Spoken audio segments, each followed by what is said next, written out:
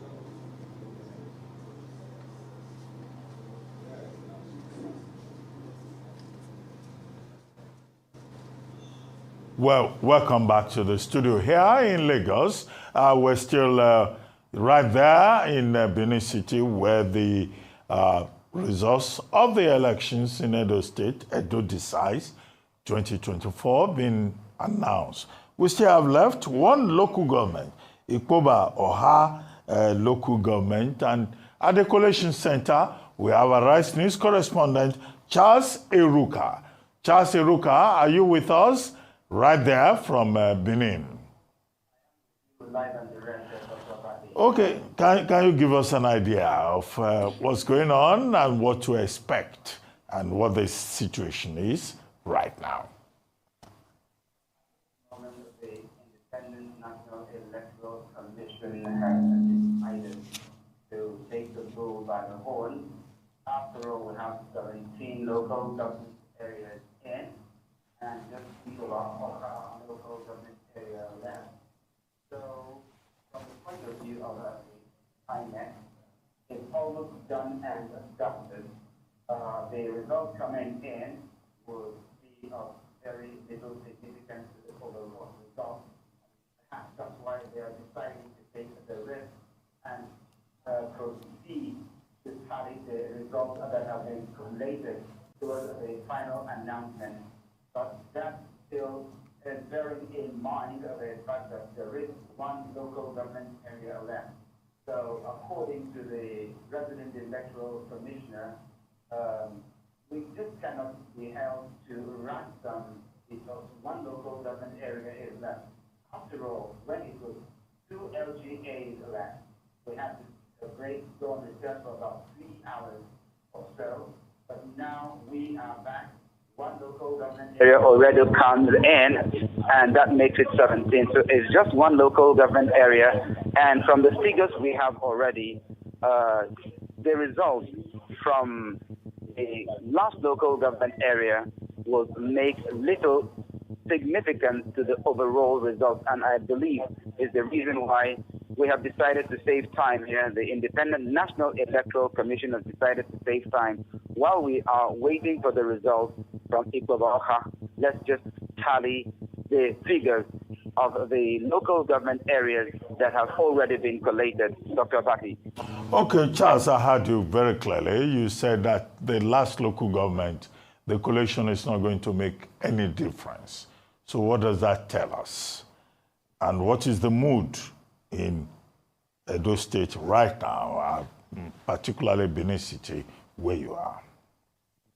I would have said that's a trick question, but then let's just say we are facing the inevitable. I am not going to make any declarations here for obvious reasons, but if it takes a little bit of arithmetic to know who is ahead and who is trailing, those who have grievances have already voiced their grievances, and they are waiting for the announcement of the final results so that they can actually voice their protest, at press conferences and eventually to court.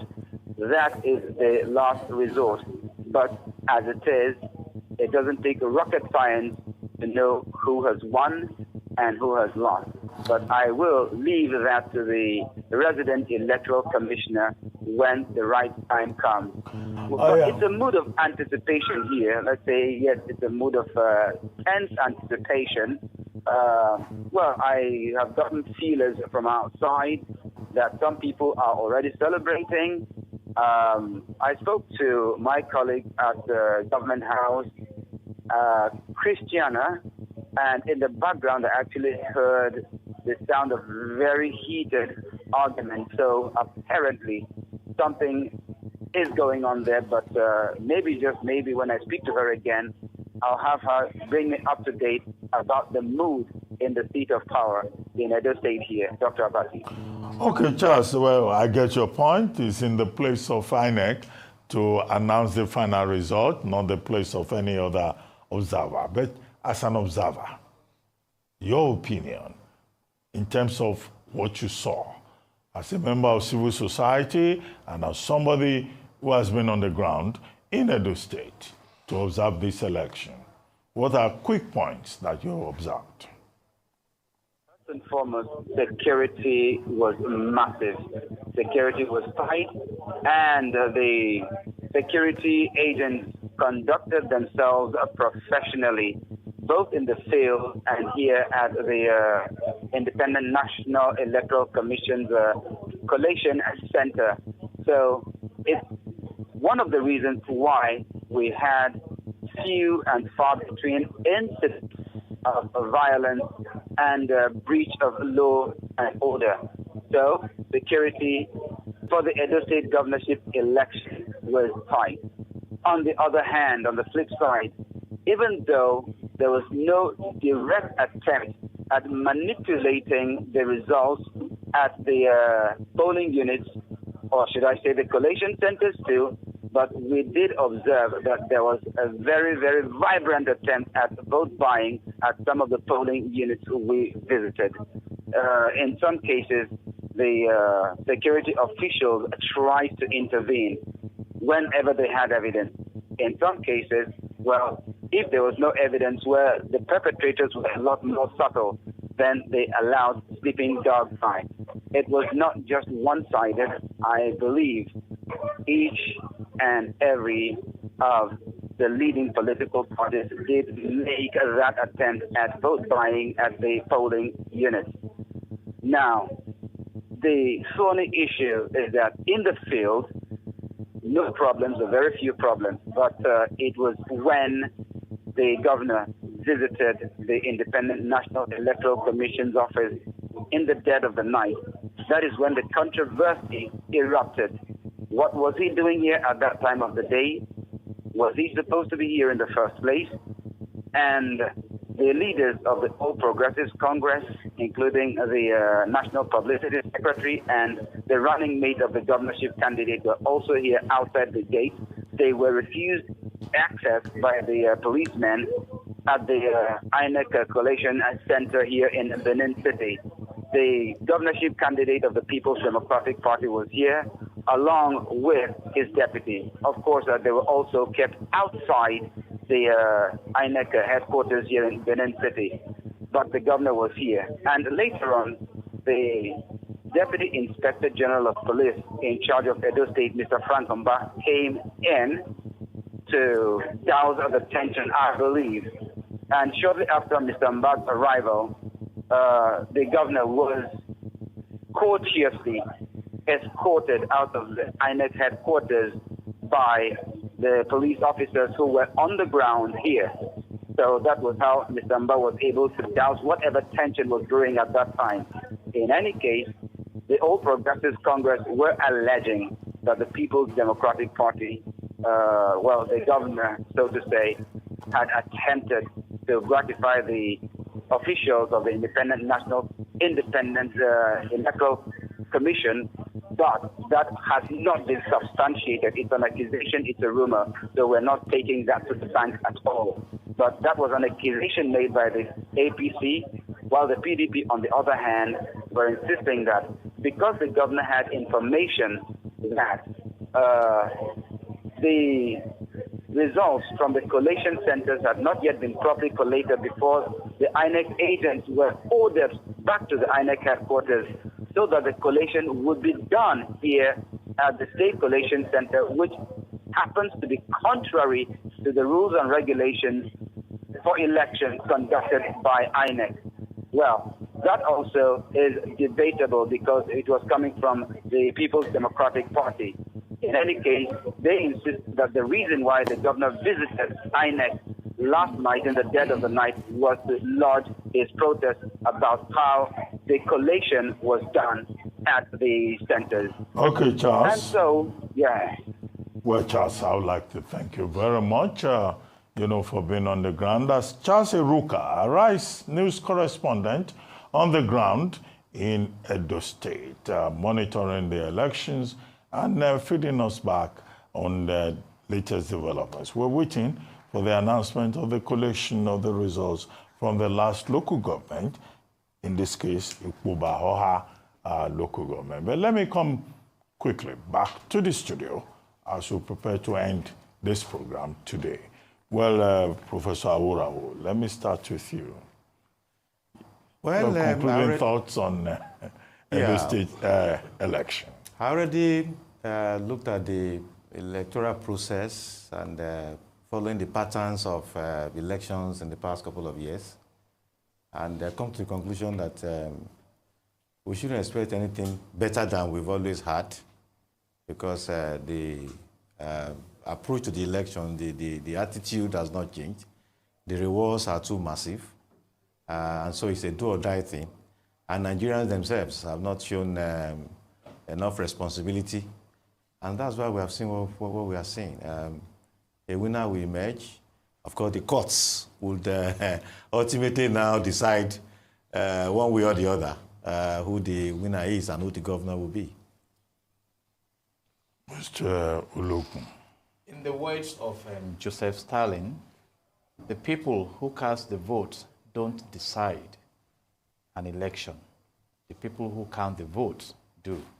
So that is why I threw it back to Section 65 of the Electoral Act of Nigeria as amended, and we wait on INEC to declare the final result. But post-election victory, I tie myself with the quote of Simon Sinek, who said that leadership is not about the next election, it's about the next generation.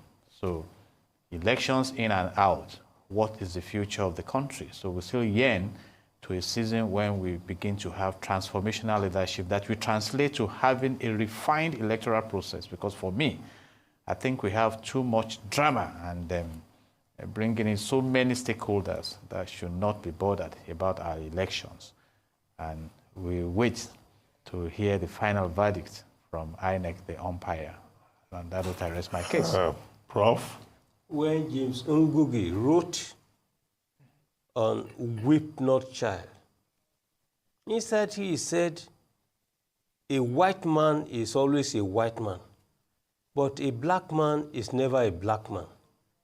In other words, when we are looking at the Edo elections, for as long as we black people, Nigerian people, will want to capitalize on a foreign culture of voting, democracy in the manner of liberal democracy in the manner of the Western world, we will not have any headway. There is the need to return, to African, indigenous democracy, which Julius Nyerere of Tanzania, when he refused to accept the Western conception of, Westminster's democracy, which allows for what they call, loyal opposition.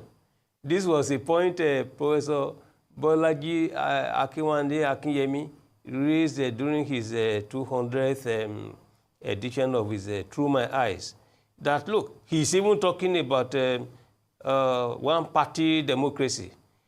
Julius Nyerere says, and Professor Akinyemi expatiated on it very recently, 2-3 days ago, to say that the way African leaders were doing it before, everybody is allowed, brought in to contribute their views. And in contributing your views, all the views are accommodated, they reach consensus. But colonialists came to say no. They introduced the idea of opposition. Opposition means enemy in Tanzania. All this opposition politics is interpreted as an enemy in Nigeria. And Professor Awurawo rightly pointed out to say, look, in response to your question, that you are saying, why is it like this? Why is it do or die? It has to be do or die because the winner carries it all. So this mentality, this attitude to politics cannot work in Nigeria. That's what we are witnessing in Edo, and it must stop. Let us go back and listen to Chief Olusegun Obasanjo, who said, this notion of liberal democracy, there is the need to revisit it and define it. Let us go back. Ibrahim Badamasi Babangida came up with a little bit to the left, a little bit to the right, more or less of a two-party system.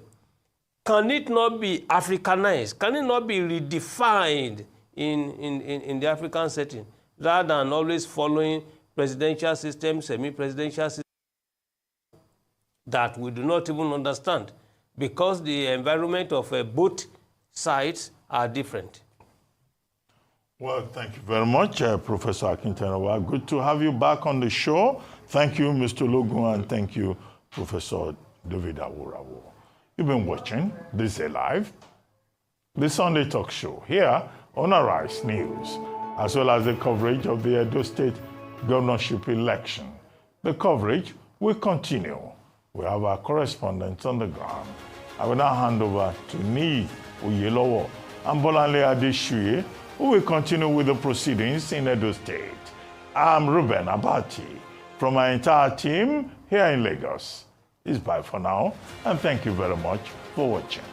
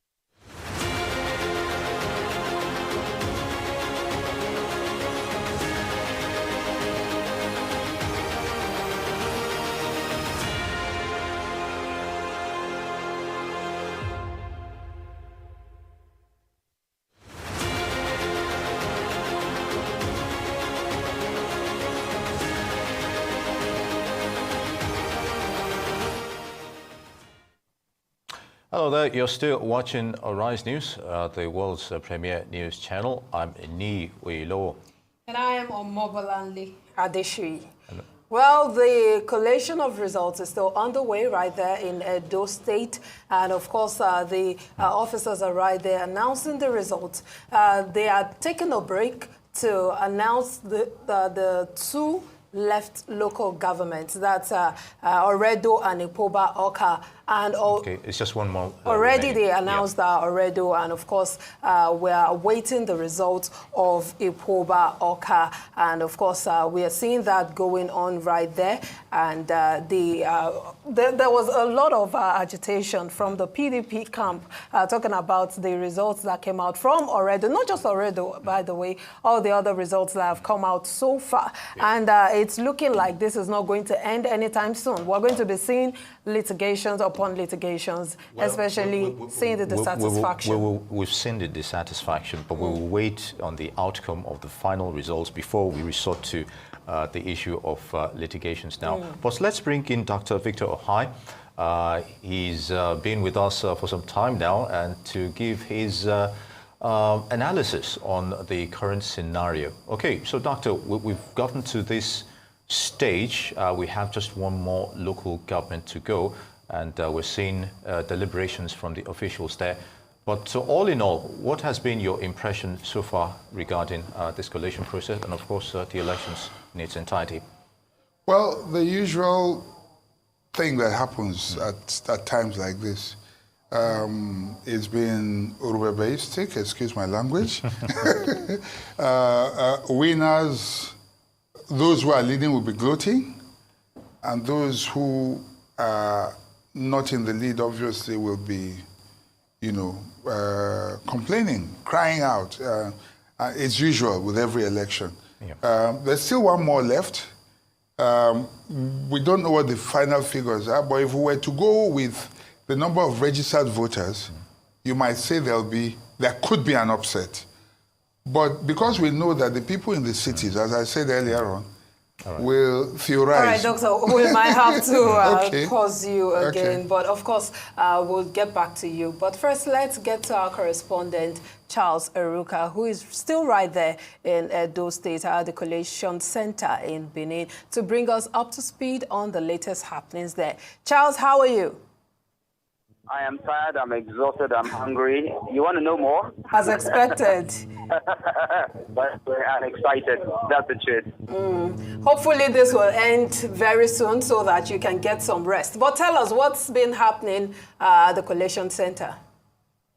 Well, at this moment, they are tidying up the figures. They are tallying the figures from the results that have been collated from the 17 local government areas of Edo State in the governorship election.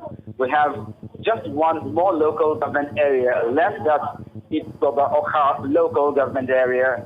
It's not yet in, but the Independent National Electoral Commission has decided that while we wait, let's just tally the figures of the results of the local government areas that are in, and then when Ipoba Oka arrives, then we can continue where we left off, but it's in order to save time. Like I said earlier, we had to go on a recess much earlier in the afternoon when we had 16 local government areas and just 2 left. So it wouldn't make sense to go on another long recess waiting for results from the last local government area. So it's a stitch in time that will be saving 9. So right now, as you can see at the high table, they have their pens, their papers, and of course looking down and doing the arithmetic. Over there, the projector is showing the figures. So everybody here is free. Anyone with a calculator and anyone with mathematical genius can actually follow what's going on. So it's the figures that are being tallied and tidied up towards the final announcement of the results of the governorship election 2024. Very good, Charles. What's PDP's bone of contention here? There's been some protest regarding some aspects of the election so far. At least we know you spoke to an agent agent of the PDP. He's been quite vocal at the Collation Center. So, and they had a press conference not too long ago. Can you just give us an idea of their grouse over the conduct of this collation, and of course the results coming in, the last two coming in a little bit late? It's more or less the same thing. They are insisting that the Independent National Electoral Commission is manufacturing results, that the results that are being announced yet do not genuinely reflect what happened at the polling unit. They are insisting that INEC has manipulated the figures to favor the opposition All Progressive Congress. And what they are saying essentially is that while the collation was going on at the local government headquarters, where actually the collation of the results takes place, the agents of the Independent National Electoral Commission were inexplicably ordered to return to the State Collation Center, where the final collation of the results did take place. And as far as they are concerned, that is against the laws of the Independent National Electoral Commission as far as the conduct of the election is concerned. They are questioning why agents at the collation centers of the local government were asked to return to the State Collation Center at night, when the collation of results at the local government had not yet been concluded. That's what they're holding on to and insisting that that move was in order to allow the Independent National Electoral Commission to manipulate the results in favor of who the eventual winner will be. Well, we know that there were talks about the two leading parties, that's the APC and the PDP, being at loggerheads as regards the results that have been announced. But now, tell us what exactly held the collation officer, held him back from announcing the result from Ikpoba Awka, because of course we saw him announce the result from Oredo after the break, and then we expected that it was just going to move swiftly to the final result from the last local government. Really, I am at sea as far as that is concerned, because we believe that two local governments, the final two local governments were in, and then unfortunately, Ikpoba Awka is not available for some reason. It's one of those inexplicable things that are generating a controversy now, but we are hoping that by the time the Ikpoba Awka collation officer and electoral officer are ready, then they will explain why it took so long. Because, for goodness sake, Ikpoba Awka is not too far away from Benin, the state capital. So even local government areas that are more far-flung, more distant, had their results come in early enough, which was yesterday and probably the early hours of today. So your guess is as good as mine. What is happening with Ikpoba Awka? I am still yet to find out, but I am also optimistic that by the time they take their seats to announce the results as collated in that local government area, there will be some explanation, some intelligent, hopefully, explanation as to why the results have to be delayed for that long. All right, I know, Charles, it's a tense atmosphere, especially while we await the last local government results regarding these elections. But can you just give us a sense of what the mood is like right there within the collation center? People just hanging on to the edge of their seats and waiting for the final result, as it were. Well, Nini, you just taken the words out of my mouth. It's a mood of tense anticipation. It's a mood of expectation. You know, it's like we are on, we are on the edge of the cliff, waiting to take the plunge, because everything seems to be done and dusted, but then we're being held back by one local government area. You know, some reporters have been here overnight. Some of the election observers, some of the civil society organizations, you know, they spent the night here, and they have to go through rigorous screening by security officials in order to be in this place where the final results of the Edo State governorship election will be announced. So right now, everyone is tense, everyone is on edge. Like I said, it's a mood of tense anticipation. Of course, that is actually very, very obvious. Very good, Charles. Now, after results of 16 of 18 local governments in the Edo State governorship election were announced by INEC, of course, the APC candidate is leading by a little less than 40,000 votes. So this last local government, that's Ekpo Oha, what major difference would it make, on the final outcome of the results, you think, based on the registered voters and, of course, the overall number of votes, people that voted, as it were? So the number of registered voters will not give you a true reflection of what the final results will be. So we're talking about the number of people who voted. Now, one of the issues we have to bear in mind and keep in view is the fact that there was some voter apathy. I think about 30% of registered, only about 30% or so of registered voters did cast their ballot. Earlier on, I spoke with one of the community leaders, and he said the voter apathy was largely as a result of voter intimidation. Either the voters were intimidated by the heavy presence of security or by the threat of violence. In the run-up to the election, there was a lot of saber rattling on all sides. The APC, the PDP flexing verbal muscles. So a lot of voters were scared indeed that, if I go out there to vote, what is the guarantee for my safety?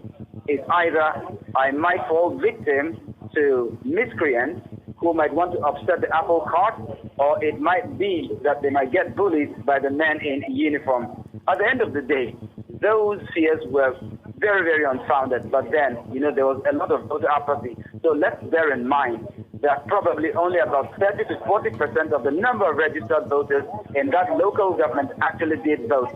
So I will say in all confidence that it will make very little significance to the final result that we are seeing at the moment.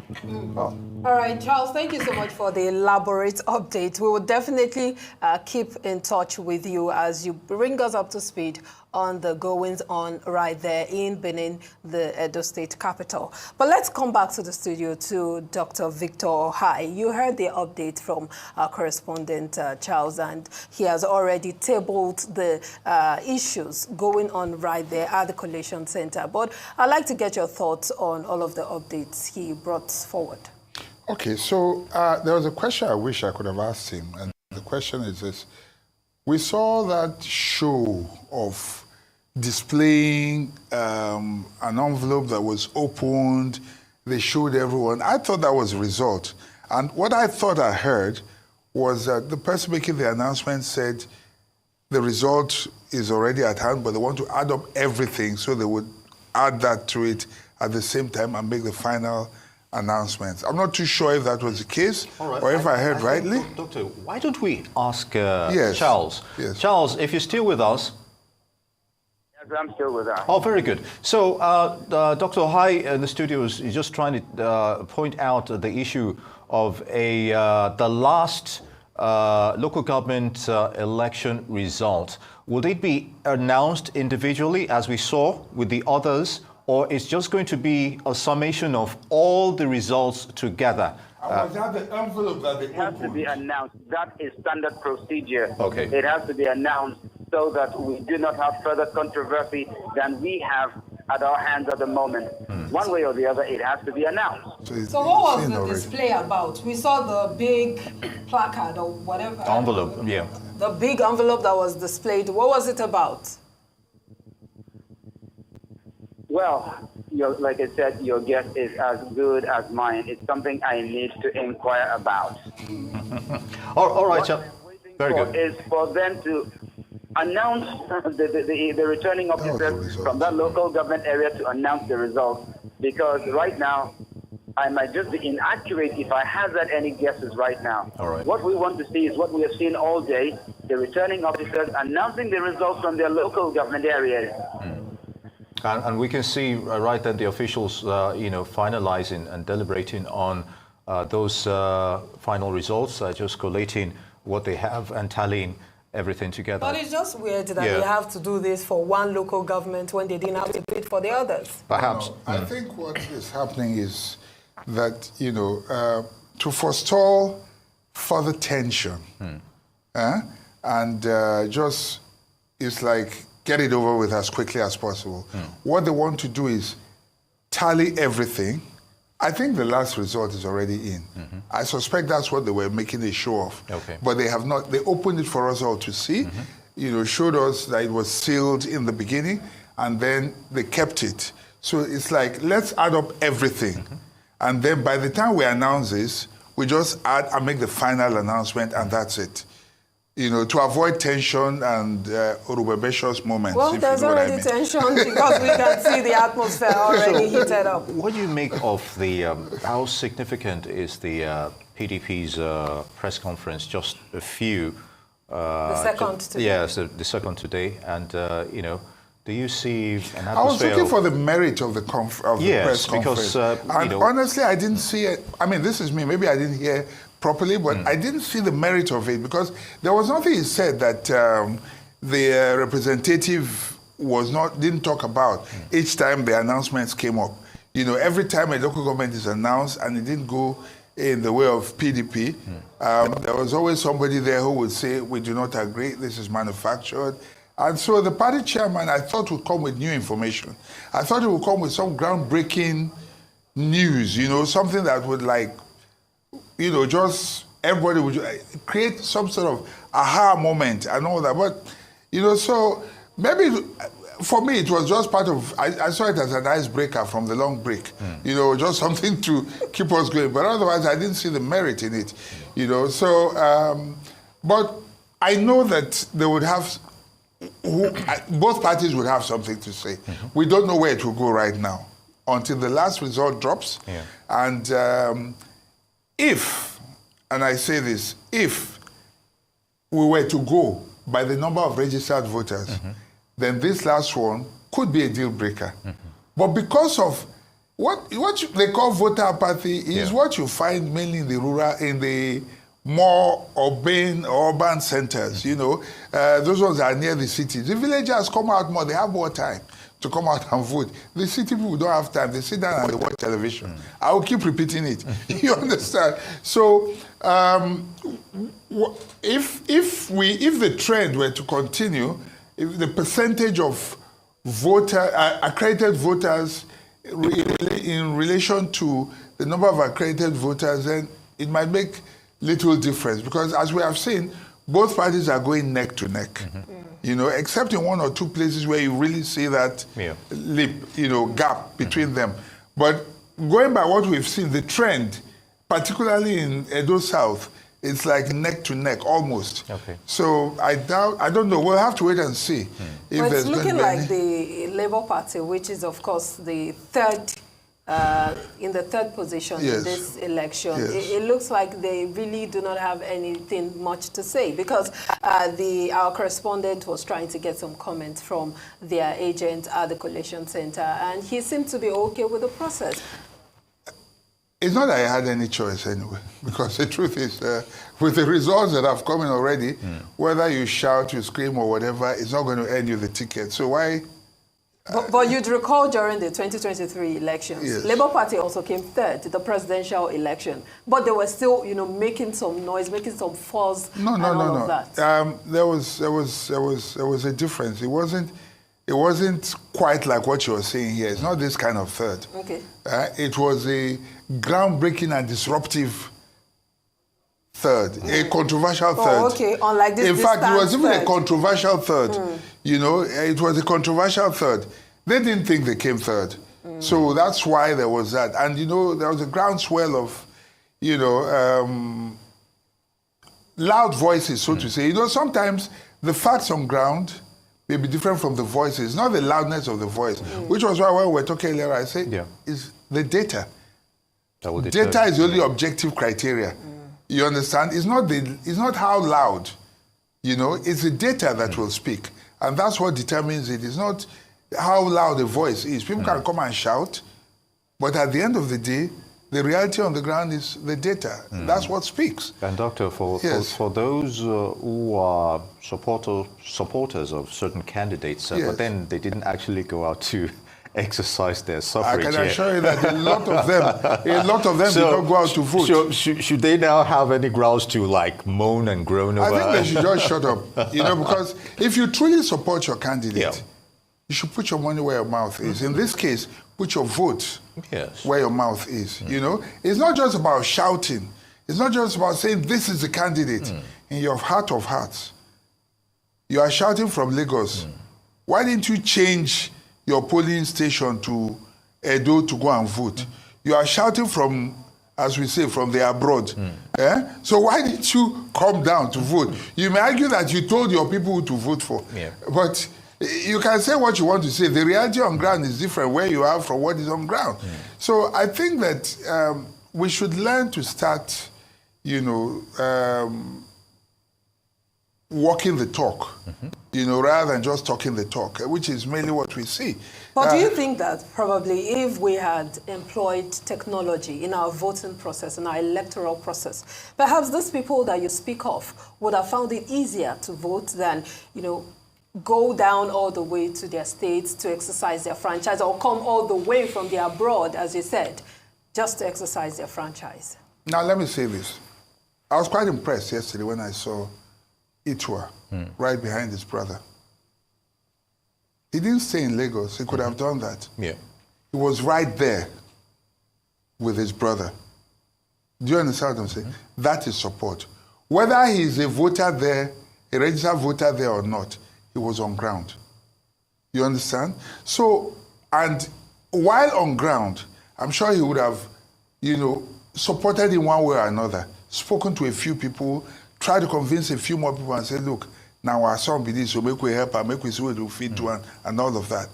You know, so that is, you know, walking the talk, you know. So, and like I always say, when elections come, it's not time for noise making. The real people who are working, they have no time to make noise. They're just moving quietly, which is why, again, I say debates don't win elections. They will only impress the elites. I'm being honest with you. They will impress the elites. You've stylishly evaded the part of the technology that Oh, no, okay. Thank you for the question. No, I didn't evade it. I forgot. Okay. So technology was employed. That's what the BVAS is about. Indeed. Maybe not fully, as we would have expected, I'm talking about all the way. casting the ballot itself. In casting the ballot. Several years ago, I saw a video of an electronic voting machine demonstrated with northerners, people who didn't go. I don't know if you saw that video, if you ever saw it. There was one they even brought to the National Assembly some years back. Yes. I'm not sure whether it was a prototype that was yes. So, which means that the technology does exist. They actually have it. But guess what? It's like asking the National Assembly to determine, I mean, they make laws. So whether you like it or not, the issue of salaries and all that, they will continue to do because they are the lawmakers. Okay? Now, politicians are the ones who decide. They know that if you do that purely, if you go completely, if you go with technology completely, you might not be able to control the process. You understand? So it is not convenient for them right now.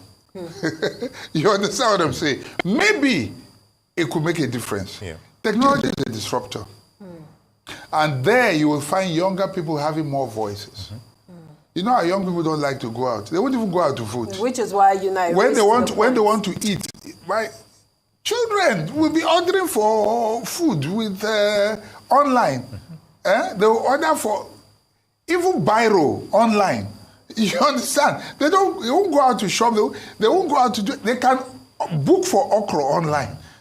It's that bad. So, well, let me not say that bad. This is this generation, the Gen Zs and the rest. So, if you do that with technology, yes, in the comfort of their homes, you would find a lot of, there would be a change. And the voting pattern will be completely different. You know, we're a youthful population. In the villages, notice, who are those voting? The elderly, the old ones. Yeah. The young people are not going out there. So if you were to, I mean, if you check, even in the behavioral pattern of voters, or the people who are even going out to vote, young people are at home playing their PS4, PS5, playing football on the streets. They are not bothering. It's the elderly ones that are going out, you know. And the people who are making noise are those ones who, what do you call them, the Twitter rats. They will vote on Twitter, but they will not do the actual vote. Yep. And then at the end of the day, they will come and say, no, this is wrong, because they think that voting starts and ends on Twitter. Unfortunately, it does not. The actual voting is out there on the field.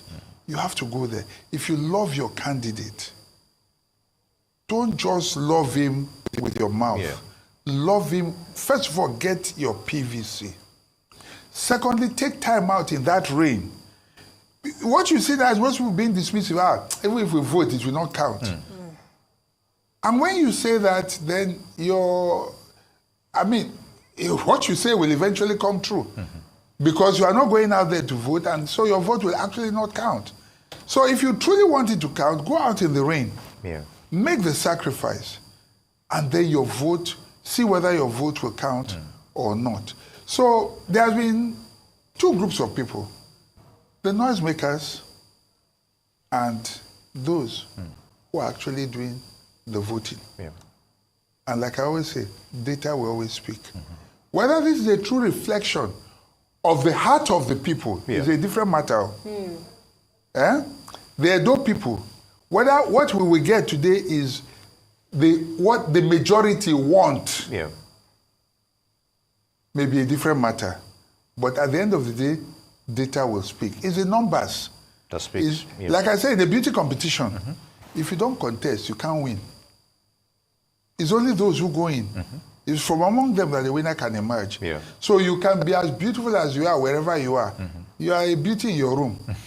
Until you go out to contest, you can't. So what is counted is what is on the table. You know, so that's what we have right now. And I'm sure there will be a lot of regrets. And as I speak, there will be people listening to me who probably should have gone out to vote, but who didn't vote. Who probably will be saying, even if I go, it won't count. And truly, it has not counted because they did not go out to vote. So the result may not reflect the true wishes and aspirations of Edo people. It may or may not. But what the result reflects is probably hard facts, data on the ground. Now, don't get me wrong. Data can also be manipulated and corrupted. So it's not, I'm not speaking in absolute terms, you know, but what you see is a reflection of numbers, not of emotions, not of wishes. As they say, if wishes were horses, even beggars might ride. Indeed. So we're still on to Arise News special coverage of the Edo elections. We are at the Collation Center live there in Benin City. Charles, what more can you tell us about, because there's been a lull in activities at the moment. So what is going on currently? Well, what's going on is that we are waiting for the results from Ikpoba local government area, because those results are definitely not here.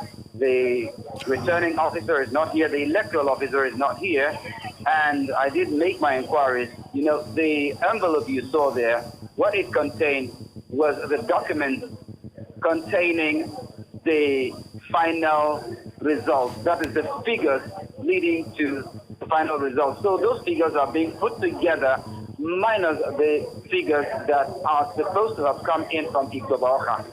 As a matter of fact, the figures have been put together when we went on a research earlier in the day. And so, while we were waiting for two local government areas, one came in and was added to what they are tallying now. So, what we are waiting for definitely are the results from Ikpoba local government area. They are not yet here, that I can tell you for sure. As soon as they are in here, then hopefully we would have the final figures added to what they are tallying now, and then the results will be announced. And we hope sincerely that that will happen sooner than later. That's the situation at the INEC State Collation Center here in Benin City, the Edo State capital.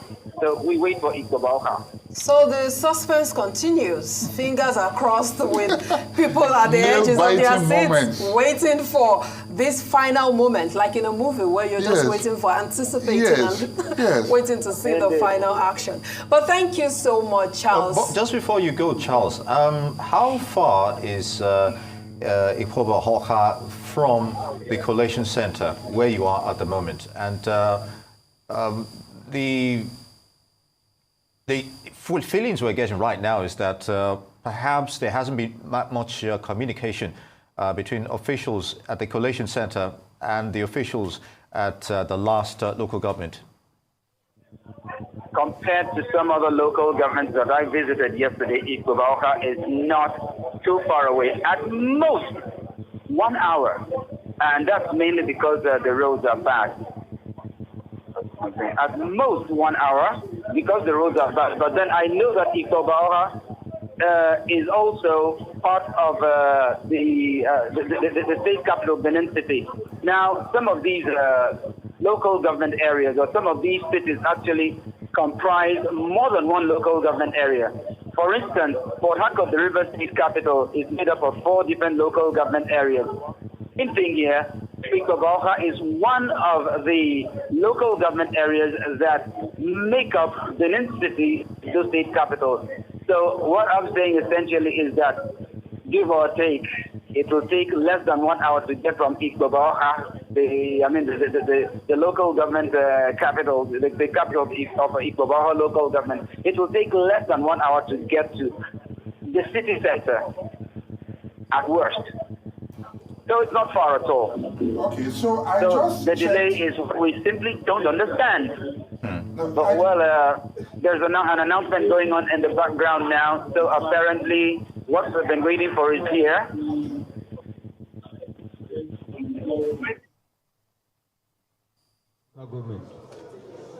Thank you.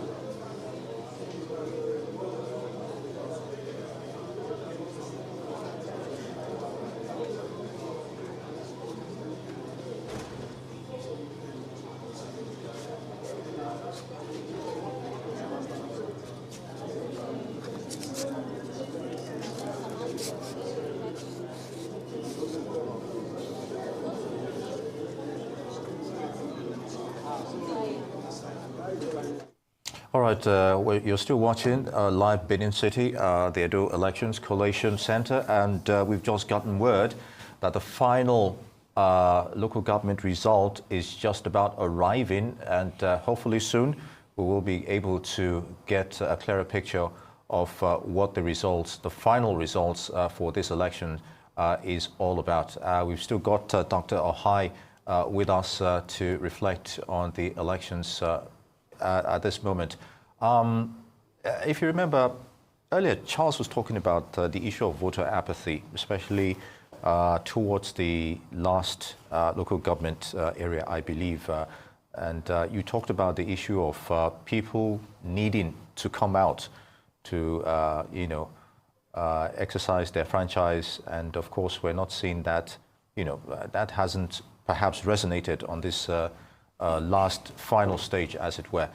So, and there were thoughts about voter intimidation. One would have expected that, in an election with a lot of high stakes and more or less lots of security, as it were, the tension would have been doused, that people would have been able to at least seen the seriousness of the situation, be able to come out and, do their stuff. I think the politicians would have shot themselves in the foot. And how do I mean? I mean, when you go promising fire and brimstone and saying all hell will be let loose, and you're not guaranteeing peace and security, you're talking about do or die.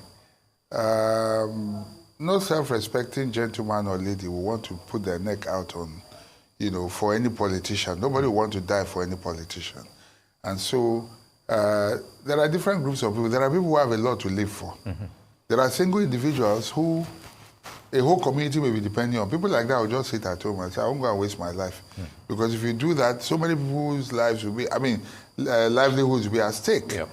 So they have much more to live for, so to say. All lives are equal, don't get me wrong.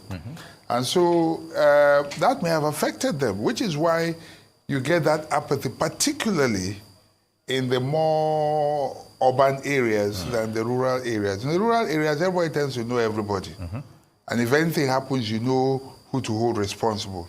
You know the bad guys, you know where they live and all that. So, but in the cities, people can come from anywhere, commit a crime and run away and go to other parts of the city. You may never meet them again.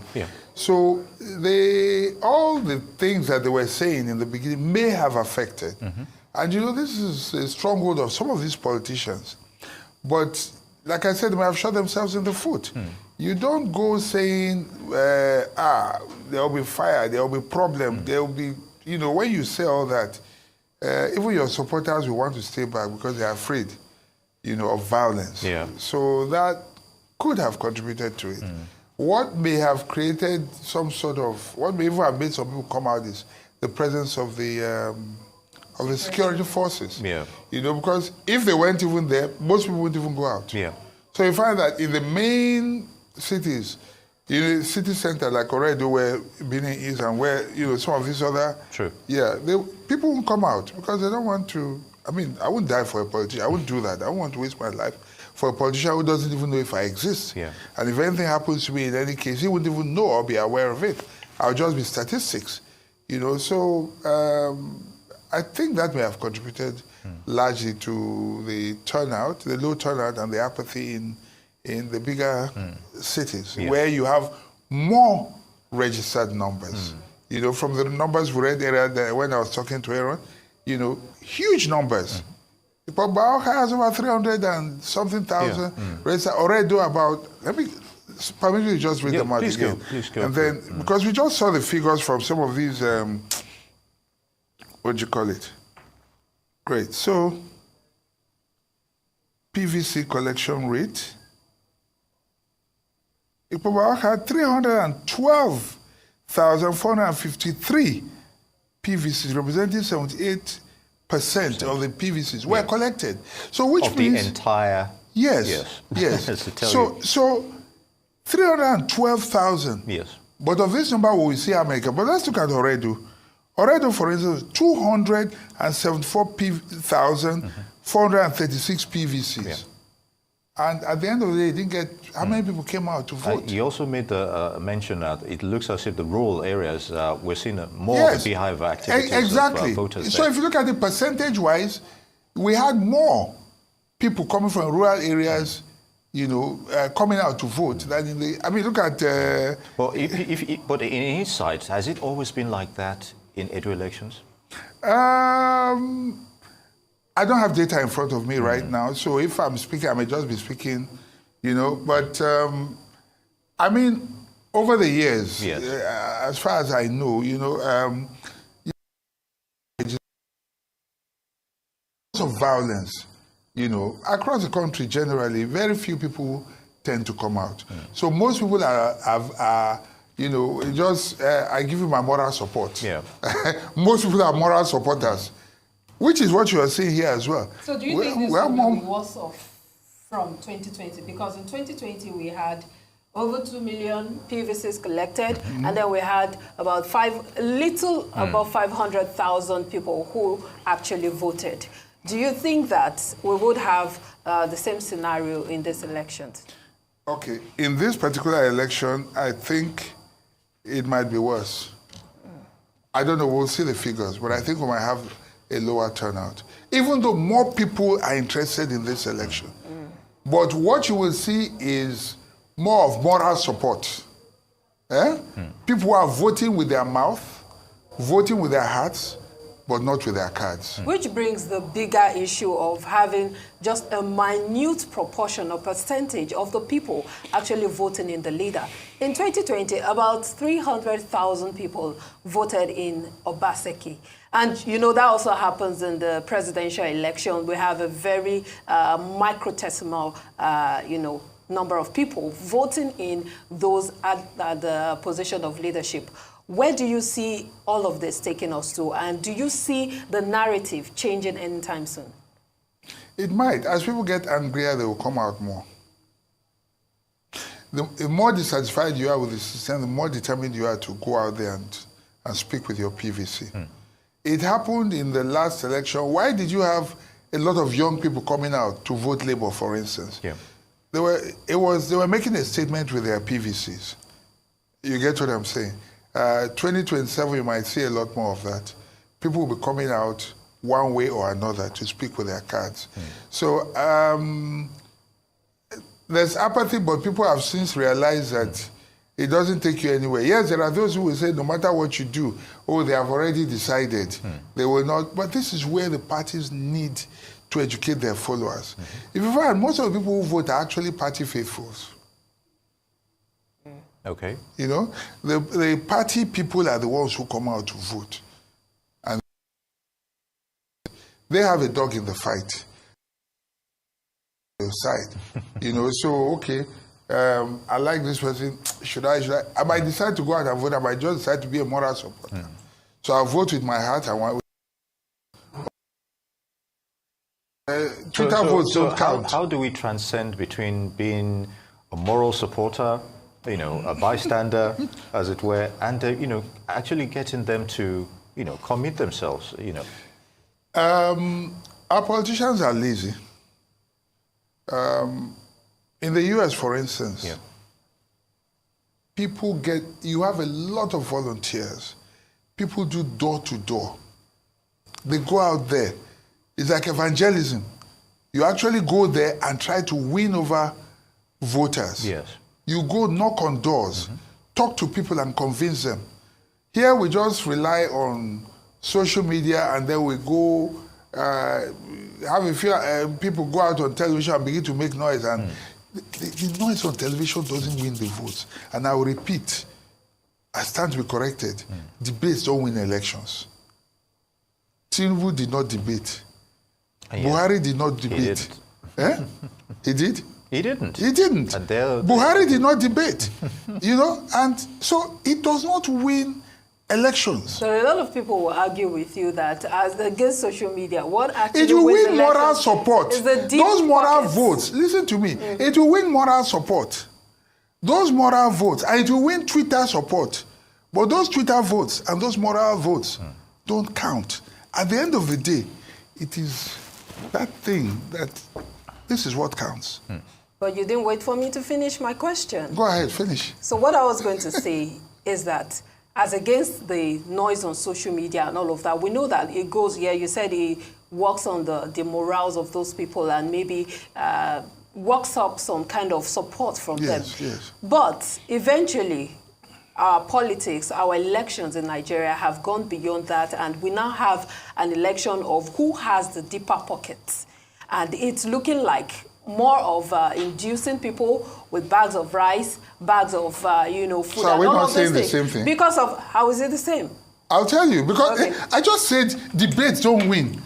That's what I said. Now you are telling me what wins. You are telling me that you are telling me what wins now. You were talking about the fact that it's on social media, Twitter and all of that, to get the moral support. No, the moral I'm support doesn't translate to anything. Moral support does not translate to anything. Okay. I told you about Olumide Akpata's, I enjoy the music. Every time it comes on, I dance. I enjoy. But what does it translate to? Do you understand what I'm saying? He's there. He's in my face every day. On primetime television. Do you understand what I'm saying? But you see, and you might also be an obedient and you say, oh, no, okay, you want Labour to win and all that. It's not about wanting, it's about going there. Do you understand? So I think the politicians need to now understand that. I know, okay, there are the issues of inducement and the rest that you say, but how do you induce? Inducement is the actual going to meet people one-on-one. You don't induce by remote control. You meet people physically. Yeah. You know, you induce by talking, you induce by making their lives better or whatever. Some people do it differently. They wet the ground they walk on. I'm speaking in the way we speak in local parlance now. You say you wet the ground you walk on. You know you're going to be there. You start wetting the ground ahead. You start paying scholarships. You start paying their hospital bills. Start taking care of them well ahead. It's also inducement. Do you understand? The only difference is that this one, they'll say he's the one that does the the instant inducement, the one that you see immediately. You say that one is corrupt. The other one, you say is a good man because he's doing it. He has done it over time. You say the man is good. He has been, but the man already knows what he wants to do. He has started buying your heart months ahead or years ahead. He knows he's going to walk on that path, and he starts wetting the ground. The other one just does instant gratification. You know what I mean? So the one that does instant gratification, you say is that one is a corrupt politician. What's the difference between two of them? They are both doing the same thing. But the important thing is that they are reaching out. Do you understand? They are touching the heart of the people one way or another. Now, on a serious note, that's what I'm trying to talk about here. You don't go. Social media is important, but the people you're appealing to, you have to go. There must be a call to action. You understand? Beyond just appealing to their mind, you might win their mind, but you need to win their thumbs. You need to get them to go out and take action. In advertising, after doing everything, if there's no call to action, you have just wasted money. So that call to action is very important. How do you get the people to go out there and do that final thing? Because that's all that counts. It's the numbers, it's the data. It's not emotional. And what you're going to find now is that a lot of the people, when this is all done and dusted, most of the people who will be crying did not go out to vote. Yeah. But we saw Olumide Akpata, the Labour Party candidate, which you also alluded to earlier, Yes. the fact that he went into the creeks and the rural areas to meet with people. I said something about him. And believe me, I want to commend him for all that he did, his efforts. I said the machinery is not on ground. He doesn't have the structure. He didn't have the structure. It was like, I told you about his struggle. And I also went on to say that there is a mad magic involved in politics where 1 + 1 may not equal to 2. And I gave you the example of one Tinubu and one Buhari. One person is about 3-point-something million votes, and another person is about between 9 and 11 consistently over the years. That's Buhari. With his 11 million votes, he couldn't until there was leverage. Do you understand? Tinubu applied the fulcrum and then lifted a weight above his weight. Do you understand? Yeah. And that made it possible for Buhari to emerge. So the combination of one Tinubu and one Buhari gave you almost about 15 or 16 million votes. So what you do is you target the influencers. When you go and as an individual, which was what Akpata was doing, he was laboring. That is one man trying to touch everybody. How many people can you reach? You need to ride on the shoulder of giants. You need to ride on the back of influencers. Companies do it. Why do they get ambassadors and influencers? When they look at you, you have 3 million followers. Why would they bother? They just simply pay you so that when they put anything on your page, they ride on your back to reach those people. How many of those people can you reach individually? Do you have as much influence over them as this person has? That is the magic involved in politics. Do you understand? So that's the difference. Olumide Akpata tried. He did his best. But the structure was not there. And he didn't have the influencers in the key places who would have been speaking on his behalf. Who is in the room for you on your behalf? Who is speaking to the people on your behalf on ground? He tried. He did. You know? Dr. Akpata, if I may come, sorry, I'm so sorry, Dr. Ohai.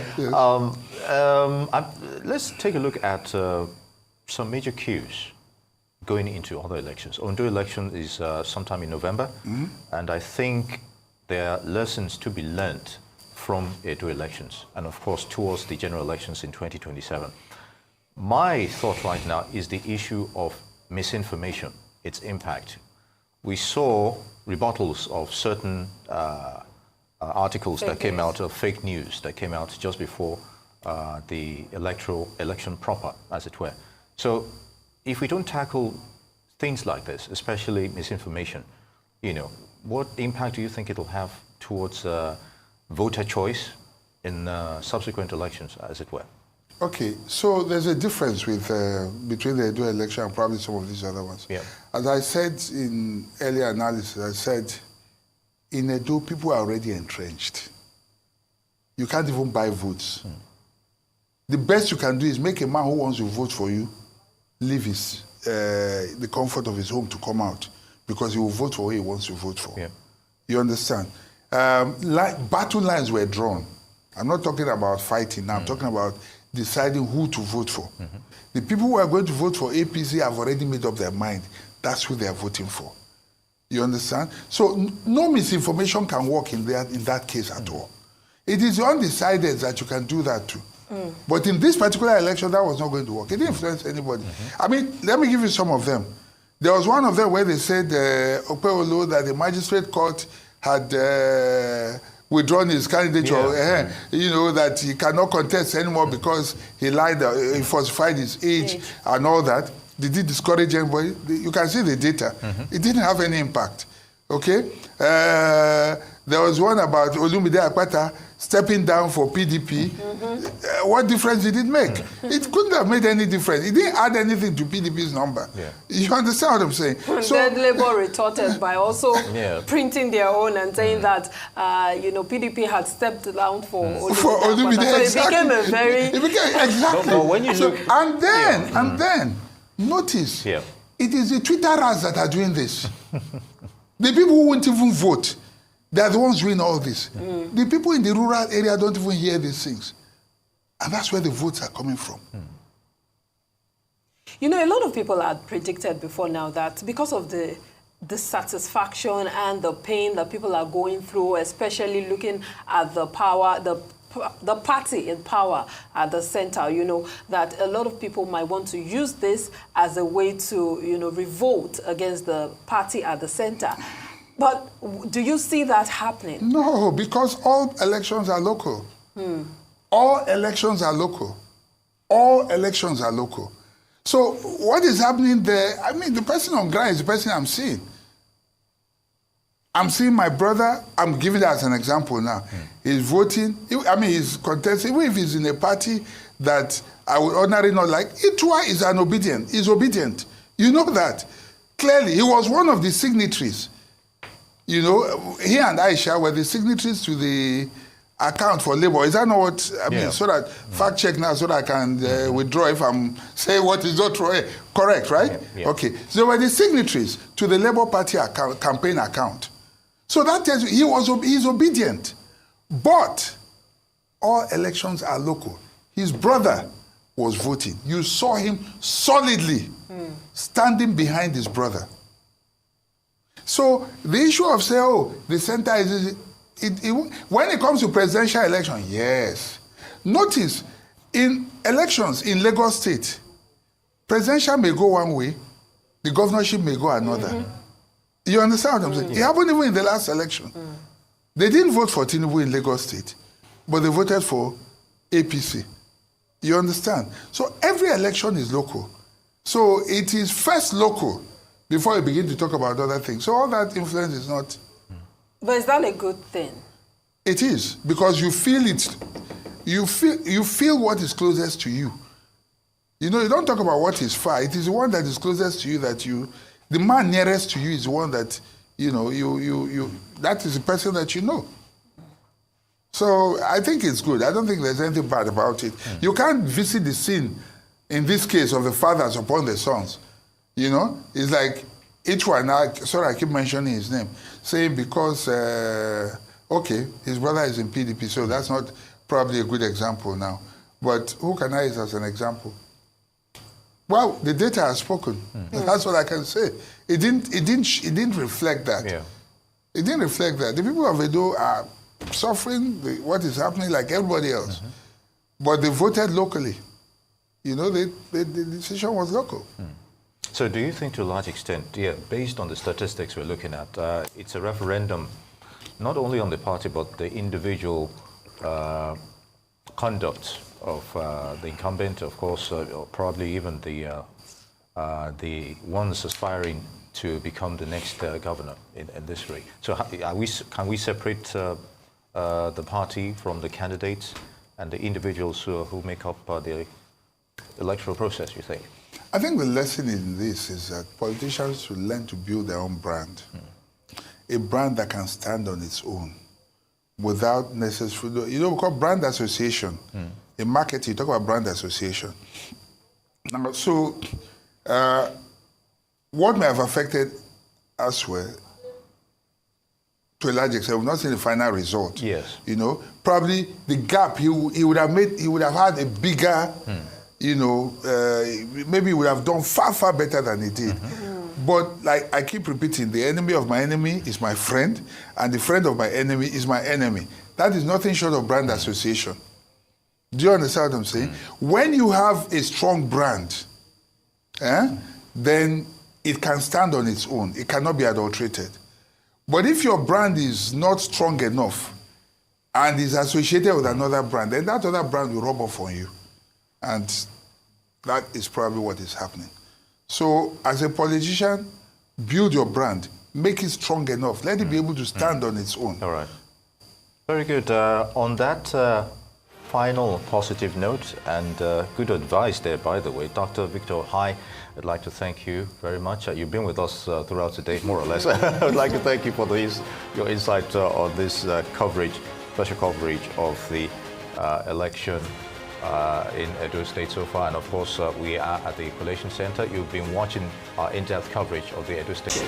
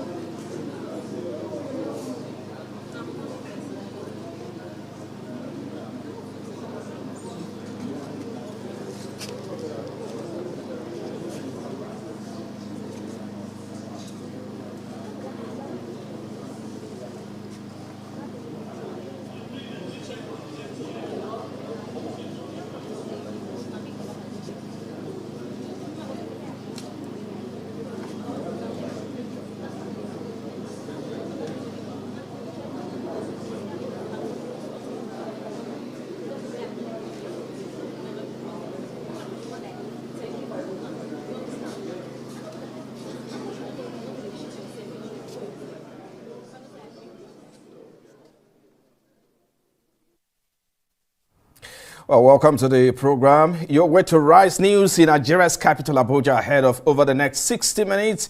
All of the latest updates on the concluding part of the 2024 Edo governorship election. I am Frank Komalapen. You're watching a Rise News special on Edo Decides. Our top stories in the moment. INEC releases results of Saturday's governorship election in Edo State, declares 18 or about 17 local government results out of 18 local government results. And we'll take a closer look at the outcome of the Edo 2024 governorship race and the task ahead of the incoming governor. We'll also be looking at that in a moment. Well, let's take this report now. After months of political campaigns, the much anticipated 2024 governorship election in the state is always coming to an end, with the Independent National Electoral Commission, releasing about 17 local government areas in Saturday's governorship election, leaving anxious residents and observers waiting for the result from Ikpoba Oka to complete the result, and then the final announcement of results and declaration of the winner of the election. Well, at least 2.6 million voters registered for the election, while 2.2 million actually collected their permanent voter cards to participate in the election. Well, this number, according to the Independent National Electoral Commission, represents 85.57% of the 2.629 million total registered voters in the state, with about 379,245 uncollected PVCs. Well, joining us in the studio to take a look at the results so far released by INEC, of course, we have guest in the studio live here is Oluseyi Ajulogbe, fact-checking specialist with CDD Analysis Center. She joins me here live in the studio. Of course, we have other guests who will be joining us later, but let's start now. Thank you for joining us, Oluseyi. You've seen the results that are coming in so far. Talk to us about the process in terms of your assessment of the process of the election so far. Yeah, good evening. So the elections, as it kicked off yesterday, we had CDD and its Election Analysis Center, which I am a part of, had observers deployed to the field, as well as other civil society organizations across the country who sent observers to Edo. Of course, at the beginning, we had reports and feedback from observers on the field that a number of polling units did not receive their sensitive materials on time, and INEC